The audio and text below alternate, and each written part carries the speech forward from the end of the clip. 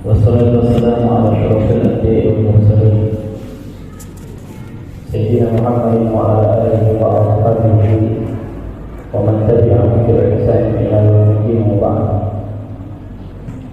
Alhamdulillah, segala puji hanya milik Allah SWT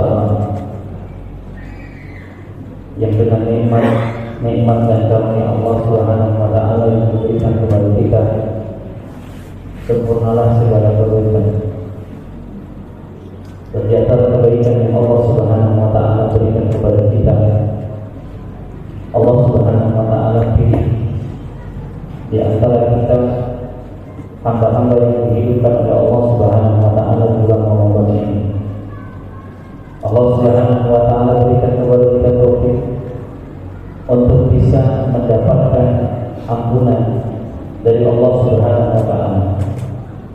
Dan semoga Allah Subhanahu wa taala menjadikan kita termasuk di antara hamba-hamba yang dibebaskan oleh Allah Subhanahu wa taala dari api neraka.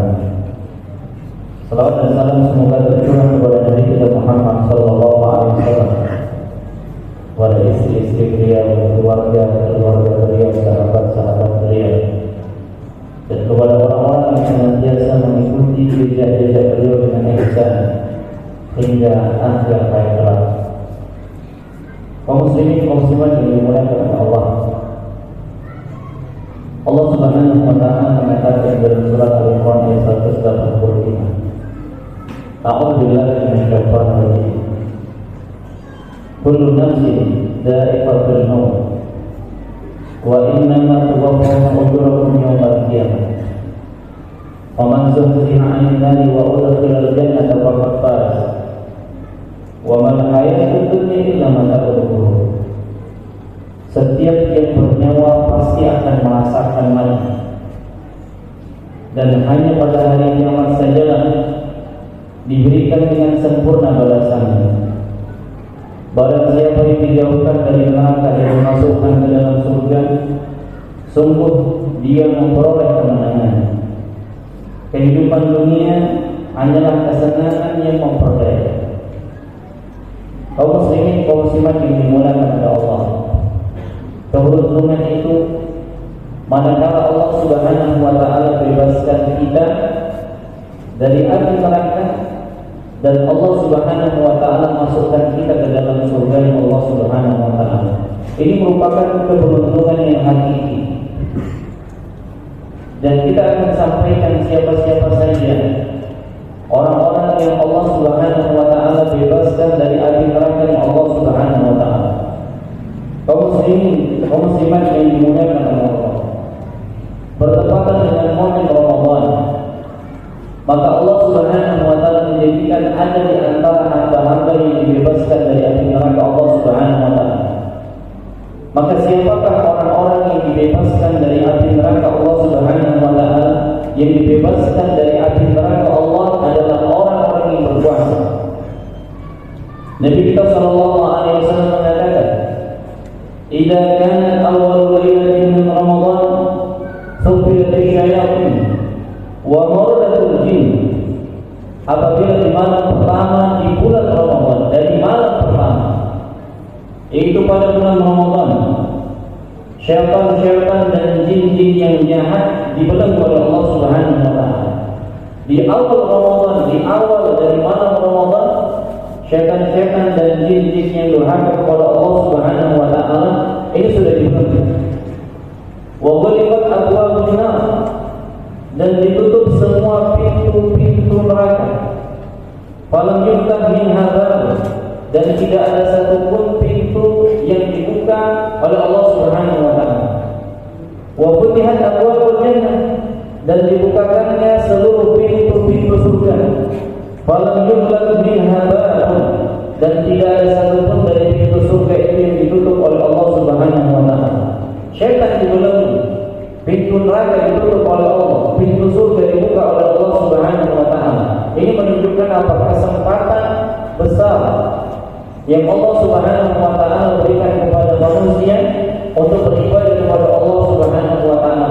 Karena pada Ramadan semua pintu-pintu kebaikan dibukakan oleh Allah Subhanahu wa taala. Dan pintu-pintu neraka semua ditutup oleh Allah Subhanahu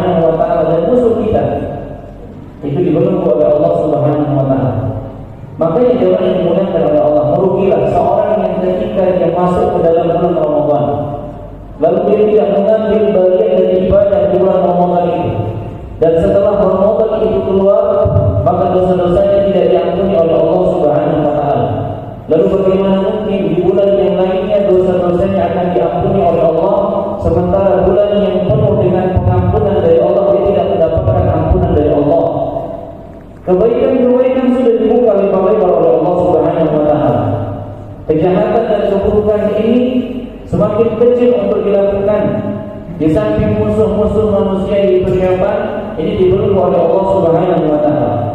Kemudian terdengar seruan dari langit, ya baghiyal khair aqbil. Wahai orang-orang yang gemar melakukan kebaikan, terimalah bulan Ramadan. Beramal salehlah, bersemangatlah melakukan ketaatan-ketaatan di bulan Ramadan. Wa yatruk syarr. Wahai orang-orang yang gemar melakukan keburukan, aksir berhentilah. Berhentilah dari melakukan kemaksiatan di bulan Ramadan.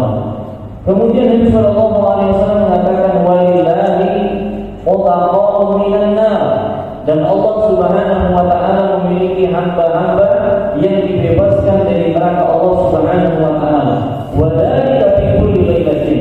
Dan itu terjadi di setiap malam Ramadan. Kita berdoa kepada Allah Subhanahu wa taala agar Allah Subhanahu wa taala jadikan kita termasuk di antara hamba-hamba yang dibebaskan oleh Allah Subhanahu wa taala dari api neraka. Syaratnya jemaah dimuliakan oleh Allah, hendaknya dia melaksanakan puasa karena Allah Subhanahu wa taala. Siapakah orang-orang yang dibebaskan oleh Allah Subhanahu wa taala dari api nerakanya? Yang pertama adalah orang yang menjalankan puasa karena Allah Subhanahu wa taala. Kaum muslimin, kaum muslimat yang dimuliakan oleh Allah, agar seorang itu menjalankan puasa karena Allah Subhanahu wa taala, maka hendaklah puasa yang dilaksanakan itu dibangun di atas ilmu, bukan karena kebiasaan. Karena melihat orang puasa maka dia berpuasa, karena datangnya bulan Ramadan pada akhirnya dia berpuasa. Yang seperti ini jamaah yang dimuliakan oleh Allah, yang dibangun hanya dasar ikut-ikutan. Karena mengikut orang lain, dia melakukan puasa, saya juga puasa. Dia melakukan puasa sehingga saya malu kalau seandainya saya tidak berpuasa. Maka yang seperti ini jamaah yang dimuliakan oleh Allah, ini tidak akan mendapatkan pengampunan dari Allah Subhanahu wa taala. Pada hadis yang sering diulang-ulang, Nabi sallallahu alaihi wasallam mengatakan, "Man shoma Ramadan imanan wa ihtisaban." Imanan wa ihtisaban. Barang siapa yang berpuasa dengan keimanan dan mengharapkan pahala dari Allah, syaratnya dua, agar kita mendapatkan pembebasan dari nerakanya Allah Subhanahu wa taala, dengan mendapatkan ampunan, dibebaskan oleh Allah Subhanahu wa taala dari api nerakanya dengan dua syarat. Yang pertama dengan keimanan, bukan dengan ikut-ikutan jamaah yang dimuliakan oleh Allah. Bukan karena orang puasa kemudian kita puasa. Ya, bukan karena bulannya puasa kemudian kita jadi puasa. Kita tahan lapar, kita tahan minum, kita tahan hubungan badan, kemudian ketika kita berbuka semuanya selesai.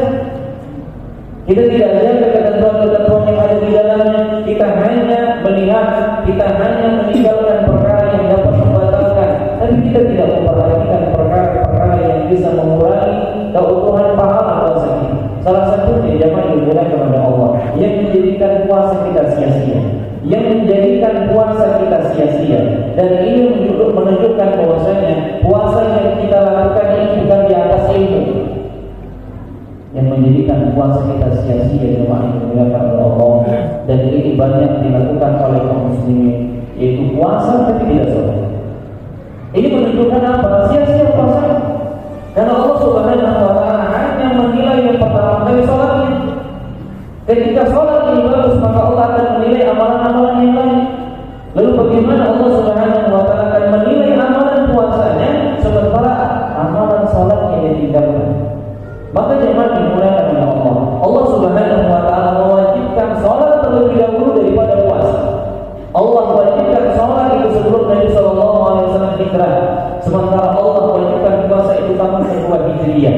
Ini menunjukkan amalan yang dicintai oleh Allah, amalan yang pertama kali dihisab oleh Allah Subhanahu wa taala adalah sholat. Maka jaga keutuhan pahala puasa kita, jaga keabsahan puasa kita dengan cara apa? Menjalankan sholat kita. Orang yang beriman kepada Allah Subhanahu wa taala, dia tidak akan tebang pilih. Pada bulan Ramadan dia hanya berpuasa kemudian meninggalkan sholat, maka yang seperti ini tidak bermanfaat. Maka puasa itu dibangun di atas keimanan. Wahtisaban, dan yang kedua mengharapkan pahala balasan dari Allah. Bukan hanya sebatas mendapatkan keuntungan dunia, tapi mengharapkan pahala dari Allah Subhanahu wa taala. Maka orang yang seperti inilah yang akan mendapatkan pengampunan. Ghufira lahu ma taqaddama min dzanbi. maka dosa-dosa yang dahulu diampuni oleh Allah Subhanahu wa taala. Dan ketika dia mendapatkan pengampunan dari Allah Subhanahu wa taala, maka dia termasuk ke dalam orang-orang yang mendapatkan pembebasan diri dari api neraka Allah Subhanahu wa taala. Dan ingat jemaah yang dimuliakan oleh Allah, pembebasan diri hamba Allah Subhanahu wa taala dari api nerakanya itu terjadi di setiap malam. Maka berdoalah kepada Allah Subhanahu wa taala di sela-sela doa kita, karena sejatinya doa orang-orang yang berpuasa ini dikabulkan oleh Allah Subhanahu wa taala. Dan salah satu doa yang kita panjatkan kepada Allah Subhanahu wa taala agar Allah jadikan kita termasuk ke dalam orang-orang yang dibebaskan dari api neraka Allah Subhanahu wa taala. Dan tatkala dia dibebaskan dari api neraka, maka sejatinya dia telah memperoleh kemenangan. Kemudian yang kedua, jemaah yang dimuliakan oleh Allah, di antara orang-orang yang dibebaskan dari api neraka Allah Subhanahu wa taala, di samping orang yang berpuasa, maka yang kedua adalah orang-orang yang mentauhidkan Allah Subhanahu wa taala. Nabi kita sallallahu alaihi wasallam mengatakan, sesungguhnya Allah Azza wa Jalla akan membebaskan seseorang dari umatku di hadapan seluruh makhluk pada hari kiamat. Lalu dibukakan kepadanya 99 catatan amal, dan setiap catatan amal sejauh mata memandang. Jadi diperlihatkan kepadanya amalan seorang laki-laki didatangkan nanti pada hari kiamat, dan diberikan kepadanya 99 catatan amal. Sementara satu catatan amal ini sejauh pandangan mata, dan ternyata isinya adalah semua kemaksiatan. Isi di dalam catatan amal itu semuanya kemaksiatan. Kemudian Allah Subhanahu wa taala mengatakan kepadanya, apakah ada yang engkau ingkari dari semua hal ini? Apakah pencatat yaitu malaikat telah menzalimimu? Maka orang ini mengatakan, tidak, wahai Tuhanku. Allah Subhanahu wa taala berfirman, apakah engkau mempunyai alasan? Kemudian dia pun mengatakan, tidak, wahai Rabbku. Lalu Allah Subhanahu wa taala mengatakan, apakah engkau punya kebaikan? Allah ingatkan kepadanya, apakah engkau punya kebaikan? Maka dia mengatakan, tidak, wahai Rabbku. Allah Subhanahu wa taala mengatakan kepadanya, bahkan engkau di sisi kami mempunyai satu kebaikan. Tatkala dihadapkan kepadanya 99 catatan amal, semuanya itu tidak ada kemaksiatan yang Allah Subhanahu wa taala larang, kecuali dia sudah mendekati, kecuali dia sudah melakukannya, dan tidak ada kebaikan satu pun yang dilakukan oleh hamba ini. Dan Allah Subhanahu wa taala mengingatkan kepadanya sampai dia benar-benar tidak ingat ada kebaikan. Dan Allah Subhanahu wa taala tidak menzaliminya pada hari ini. Kemudian Allah Subhanahu wa taala mengeluarkan untuknya satu kartu. Yang kartu itu bertuliskan syahadatain, asyhadu an la ilaha illallah wa asyhadu anna Muhammadar Rasulullah. Kemudian jemaah dimuliakan oleh Allah, ketika kartu ini diperlihatkan kepadanya, lalu orang ini mengatakan, wahai Rabb, apalah artinya kartu ini dengan seluruh catatan amal kejadian ini? Kartu yang hanya kalimat asyhadu an la ilaha illallah wa asyhadu anna Muhammadar Rasulullah dengan 99 catatan amal keburukan, apa untungnya, apa manfaatnya? Maka Allah Subhanahu wa taala mengatakan, sesungguhnya engkau tidak akan diberinya. Nabi sallallahu alaihi wasallam pun mengatakan, lalu diletakkan catatan-catatan amal kejelekan itu di atas satu timbangan. Kemudian diletakkan di tokoh kalimat yang berisi syahadatain pada timbangan yang lain, maka tidaklah dalam satu timbangan yang di sana ada nama Allah Subhanahu wa taala kecuali timbangan itu berat. Maka kalimat syahadatain ini berat, kemudian 99 catatan amal buruknya ini menjadi ringan, dan akhirnya hamba ini dibebaskan dari api neraka Allah Subhanahu wa taala.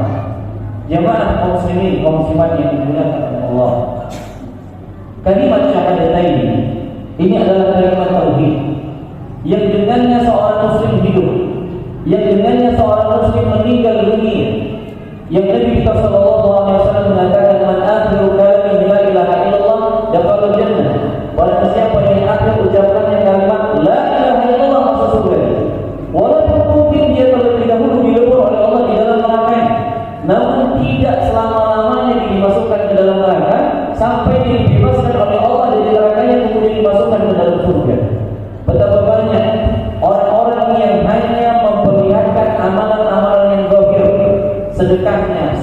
dan amalan-amalan yang lainnya, tapi dia tidak memperhatikan amalan-amalan batin.